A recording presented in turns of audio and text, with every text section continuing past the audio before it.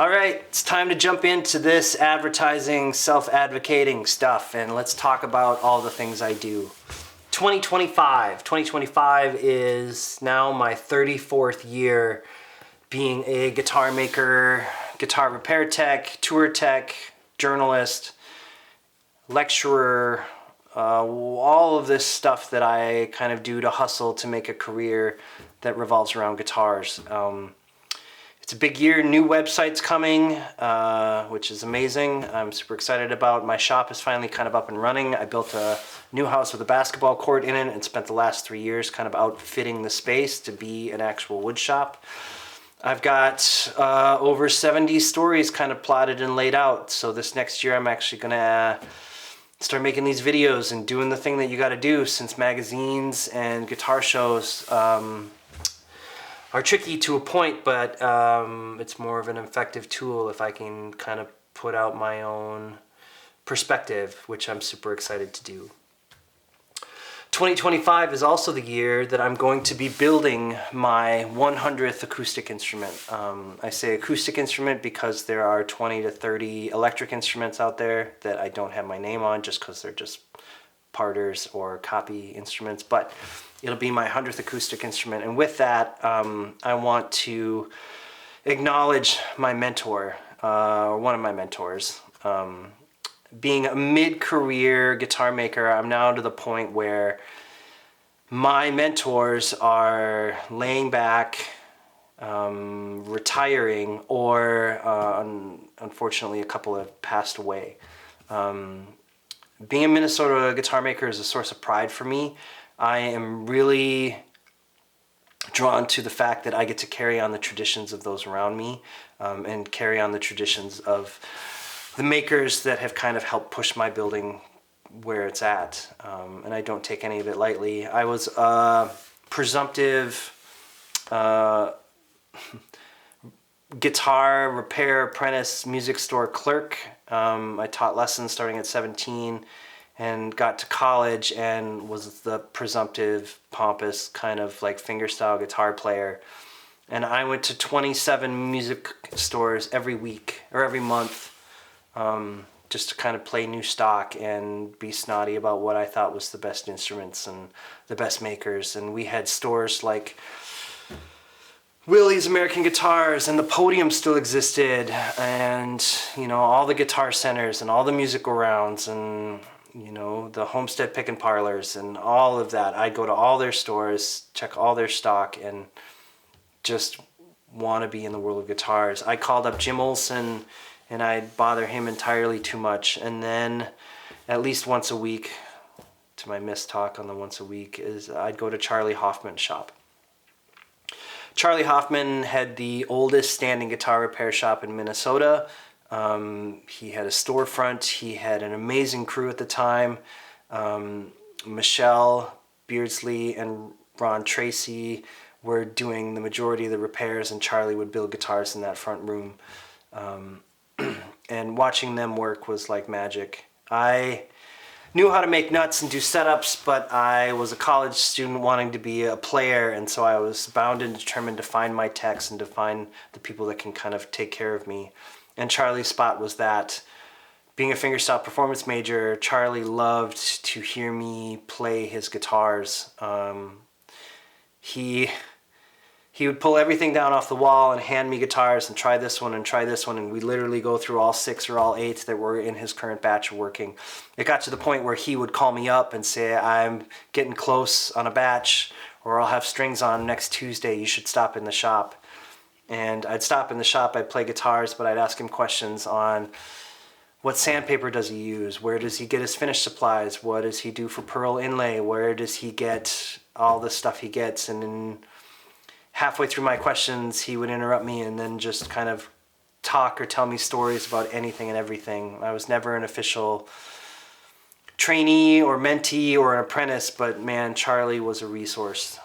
Charlie's passing hit me harder than I thought it would. And it's now that point where stuff like that matters. I show up for my friends, I show up for the people that I care about, and I want to honor those that have given me the tooling to kind of make my story my own. And so with this 100th guitar, I'm going to continue to tell more of Charlie's because it was that important. So, Charlie Hoffman, the oldest standing guitar repair shop in Minnesota. I wrote about him in a profile in the 4th edition of the Fretboard Journal, winter 2006.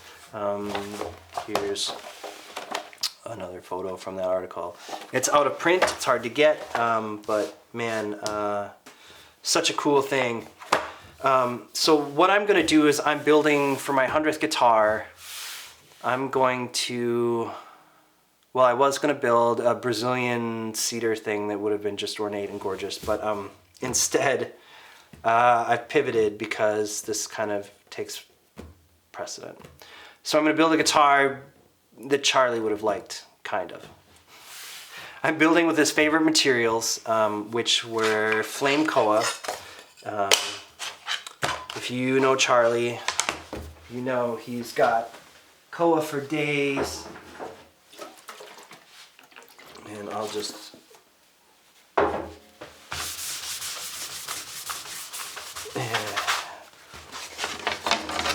So I'm building with a master set of koa. It's just incredible. And then the sides match and are beautiful. And I've got these flip, but that's all right. Yeah, that's better. Sweet. Master grade set. Charlie's favorite top was to pair with his koa guitars was bear claw spruce. So I've got his bear clawed piece of spruce that I have in the shop. It should be super fun. I've had 4 of Charlie's instruments, being a fingerstyle performance major.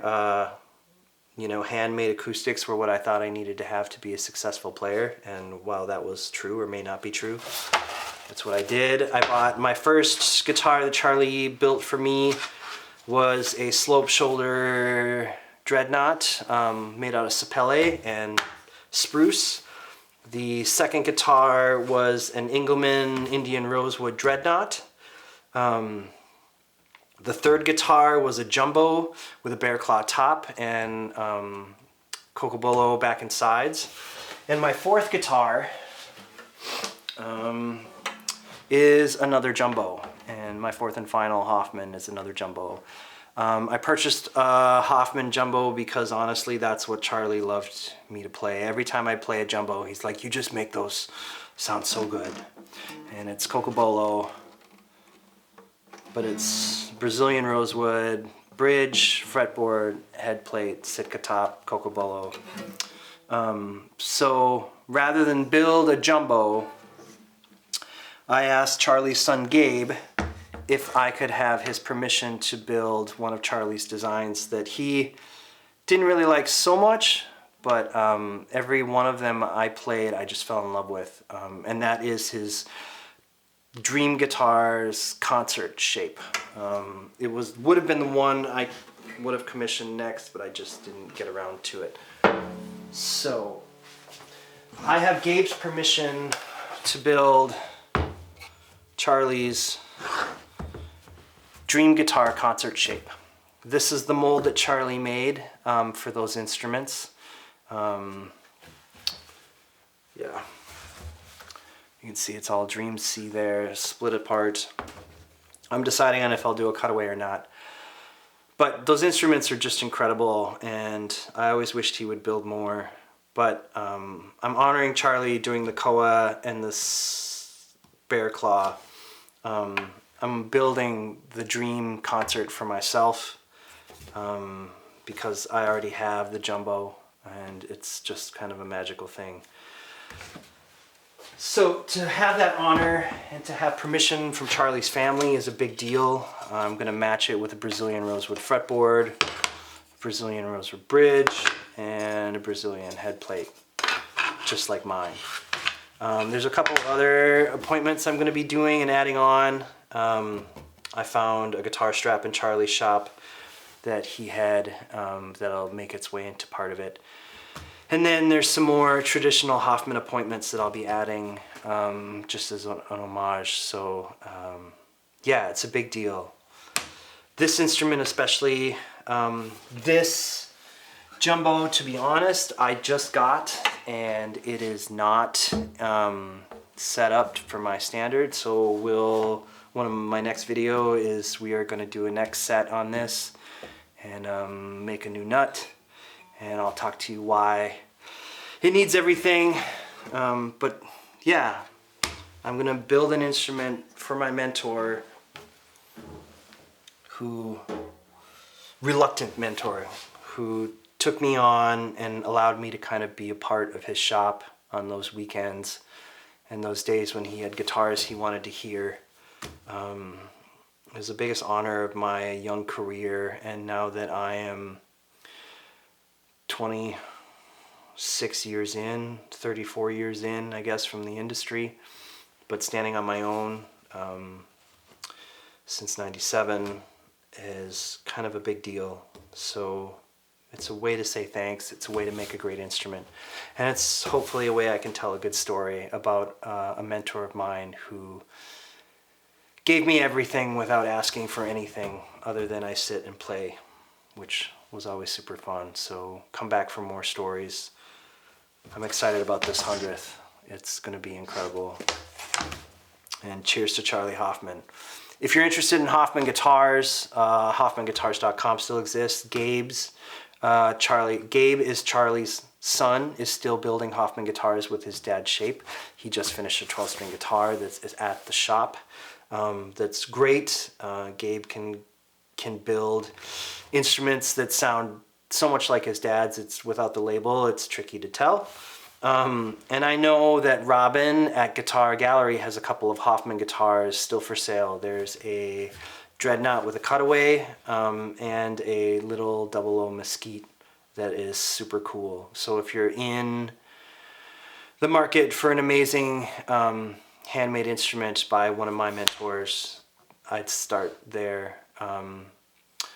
I know Vig Guitars in St. Paul, Minnesota also has an old Dreadnought that is really great as well. So there's 3. But yeah, cheers to Charlie Hoffman. And cheers to Gabe for letting me honor his dad with my 100th instrument. And yeah, I look forward to making more of these videos. It's going to be hard. I don't really know how to do the salesman-y stuff, but I'll present the story, and that's what's important. Cheers.